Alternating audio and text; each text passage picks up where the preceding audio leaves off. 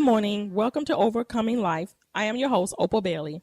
Thank you for tuning in today, and I want to talk with you about self-image, on how you see yourself is the most important thing in your life, regardless of who you are, where you are, who's in your life, who's not in your life, who you want to be in your life.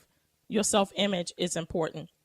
And the reason why I'm talking about this is because I've just been so engulfed in conversations with people, mostly single people, who share their interest in wanting to find a husband, feeling like their biological clock is ticking, feeling like that something is wrong with them, being pressured by family or society or even their own mental anguish to try to figure out what is wrong with them. How can they be a better single person? And what I want to share with you is that in order for you to be a better person, period, whether you're single or married or whatever, you have to have a positive self-image about yourself. If you don't see yourself as valuable, if you don't see yourself as someone who has worth and who can offer, who has things that are going for yourself, no one else can see that. And the most important thing of having a positive self-image is not so that you can meet someone, but to build your own self-purpose up, to build your own self, to encourage yourself, to let you know that you are valuable, whether you're with someone or whether you're not. And I know that in my personal life as a single person, the wrong motives or the wrong thinking of yourself can lead you into relationships that are very detrimental. Can lead you into negative relationships, can lead you into being hurt even worse, or all these things that are coming your way, which will cause negativity to you. And then the moment that something happens, the first thing we think about is, what's wrong with me? What's going on with me? Why me? Why I can't find someone? Why? And it's always focused back on you. And so, but what I also found out is once I found out about who I was, my identity was not in having someone in my life, but my identity was loving who I am. And the moment I found out how to love me, God changed my whole life. He just came in and just touched my heart, and he let me know that some of the things that I was thinking and doing is because of cycles. We get into a cycle. We get into a rut that it's like a rabbit in his little wheel, and we want to run, but we see that carrot, but we want to run, but we're staying in that one spot. It's because of how we see ourselves. So I'm here this morning to encourage you to look at how you see yourself. Do you see yourself as someone valuable? Someone who can offer someone something, whether it's encouragement, someone who's precious, because that's what you are. God sees you as valuable. He sees you worth the wait. He sees you so beautiful, regardless of how you see yourself. He sees you that way. And therefore, that's why he tells us in Jeremiah 29 that he knows the thoughts and the plans that he has for us. And they are good and not evil.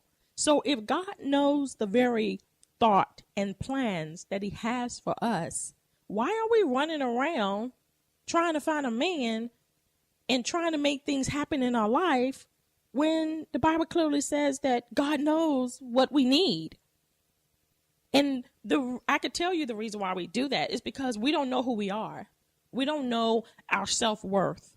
And so we feel like, well, we have to be what our family say and what our friends say. And then you get to beat on yourself and trying to figure out what's wrong with you and all these negative things. But do you know there's benefits in being single? Society tells us and singleness is that person is selfish. That person is no one want to be around that person, or no one want to be in a relationship with that person. Something's wrong with that person for them not to have a relationship. But my thing is, what's wrong? Why should you be in a relationship? Why should you be in a relationship if that's not the right relationship for you? only to be hurt more, only to be disappointed. Why not wait on what God has for you, which is his best?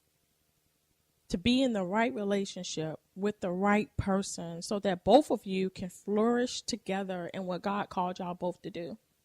See, sometimes when we get married and we want to live the life of husband and wife and family. And okay, now we get to go on trips. Okay, now I have money. Now I have support. Okay, but we forget all about God in our life. His love for us is so vital. His love for us is so genuine, it's so pure that he wants and desires the best for us. So be encouraged today, knowing that you're okay. You're more than okay. Allow God to use where you are right now to build you up, to strengthen you, to encourage you, to help you even break cycles or break old habits off of your life. Allow God to do that for you. And all you have to do is be willing to do that. We can't make you. No one can make you. You have to be willing to, one, follow after what God has for your life and know that is the path that he have you on. And no matter what comes or what goes, you're going to follow the Lord. And there's nothing wrong with that. There's nothing wrong with being in the right place at the right time, doing the right thing, because I'm a living witness. I'm at the right place, the right time, doing the right thing. And it's because I chose to move forward. We all make mistakes. We all get in bad relationships, wrong relationships, messed up relationships, but we don't have to stay there. We can move past that. And we can ask God to heal our hearts. We can ask God to show us who we truly are because God created us. So why are we listening to other people who think that we should be who they think that we should be if God created us? Shouldn't we go to the Creator and say, God, who am I? Who did you originally create me to be? And I guarantee you when you go there and you ask him, and not 20 million people, he's going to show you. He's going to help you to be the best that you desire to be, the best that he sees in you, and your life will change for the better. You have to believe in yourself. You have to believe that you are worth the wait. You are worth having the best. I didn't say the perfect relationship, but there is a relationship that is better than any relationship. And we can't substitute one for the other. And knowing who you are and loving who you are, you have to have a relationship with the Lord. You have to have a relationship with Jesus because who else could tell you everything about you?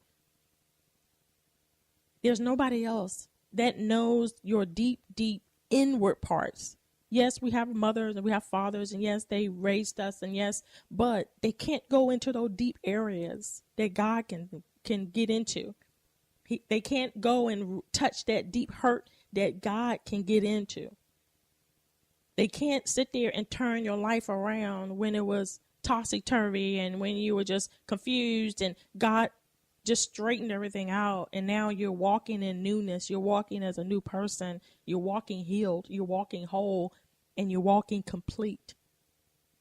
Knowing who you are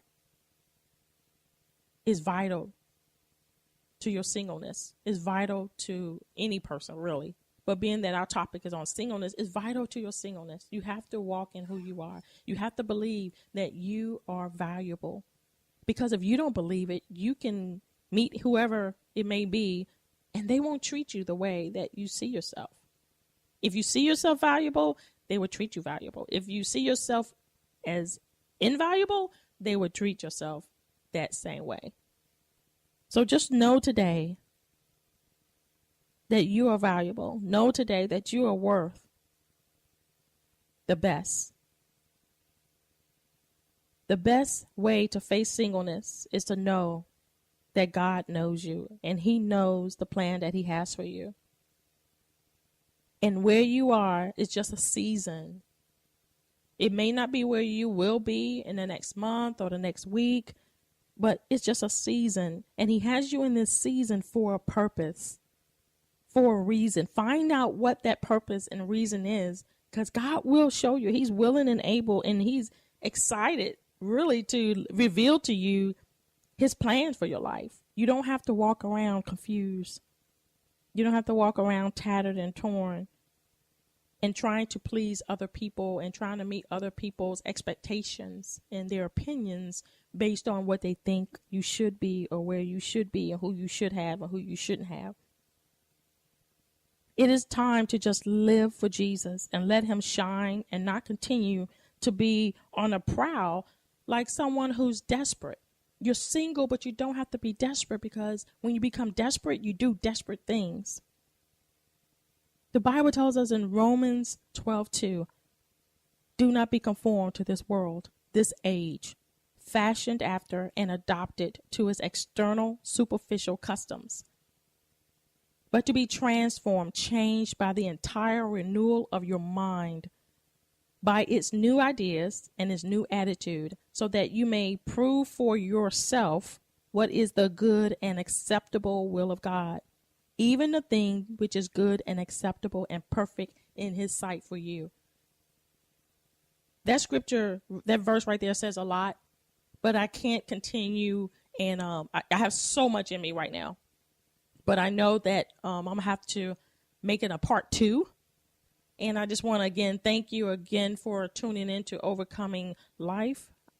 Thank you so much, and I appreciate, and just let you know that you can listen to me on Monday, every Monday from 9:17 a.m., and you have a blessed day.